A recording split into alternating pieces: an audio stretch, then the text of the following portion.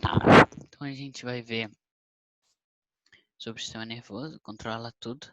Então ele é dividido mais ou menos em 3 partes. Vai ter uma entrada sensorial, depois vai ter uma integração e aí vai ter uma saída motora. Então, por exemplo, se tivesse uma aranha na sua perna, então o sensory input, né, seria sentir a aranha, decidir o que fazer a integração e fazer a ação, por exemplo, balançar a perna, sacudir ela, né, é a saída motora, né. Nós temos duas partes. Nós temos o CNS, Central Nervous System, sistema nervoso central, e nós temos o sistema nervoso periférico. O central, então, vai ser o cérebro e a nossa vértebra, spinal cord, que é a espinha dorsal.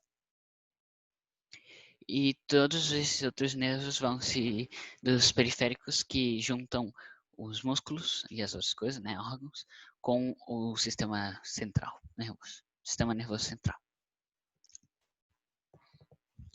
Aí dentro desse PNS a gente tem a divisão dos sensores, que pega, né, tem o sensory input, a entrada sensorial. Temos a divisão motora, que faz as coisas. E dentro da divisão motora nós temos a divisão somática, que é dos movimentos voluntários. E a autonômica, que é a autônoma, que é a que são os involuntários. E nós temos a divisão simpatética e parasimpatética.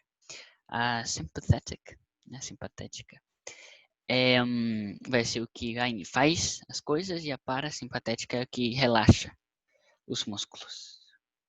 E tudo isso é por meio de células nervosas chamadas neurônios. Só que não é só eles que existem. Tem as células, temos os astrócitos, que são em forma de astros, que eles se ancoram e ancoram os neurônios, né? O sangue e as artérias, né? E dá os suprimentos. Nós temos o microglial, que defende os neurônios. Nós temos as células epêndimas, que criam, secretam e circulam um fluido que passa do cérebro até a corda, até a nossa espinha dorsal, que enche os espaços em branco, entre aspas.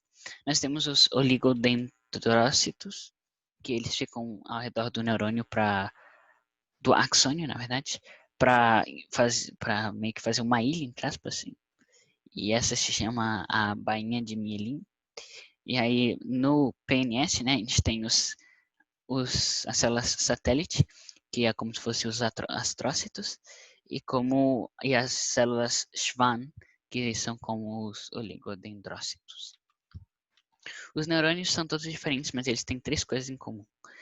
Eles são uma das células mais longévidas, tem mais vida no seu corpo. É uma das, né? Então, mais ou menos, você tem os mesmos neurônios de quando você nasce até morrer, mais ou menos.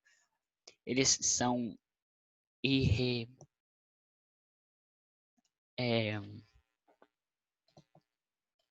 são insubstituíveis e elas também são amitóticas, ou seja, que quando elas começam a trabalhar, elas não conseguem mais fazer a mitose, ou seja, que elas não conseguem mais se separar em duas, né? E eles têm um grande apetite. Eles ingerem, entre aspas, né, porque eles não comem, mas eles gastam 25% de todas as calorias que a gente consome diariamente. E eles são feitos mais ou menos do soma, que é o corpo, os dendritos, que escuta, e o axônio, que é o que fala, entre aspas. E temos os multipolares, que é mais ou menos, quase todos são multipolares. Tem vários dendritos e um axônio. O bipolar, que tem um dendrito e um axônio, cada um de um lado oposto. E o unipolar, que tem 2 dendritos e não tem axônio. O unipolar é o dos que mais ou menos sente as coisas, né? O do sensory input.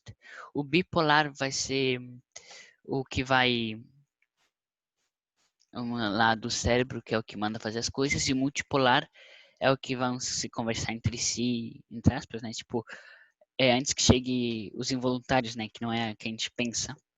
Então, ela mexe a perna e nem sabe o que é ainda, mas só mexe a perna. São os multipolares.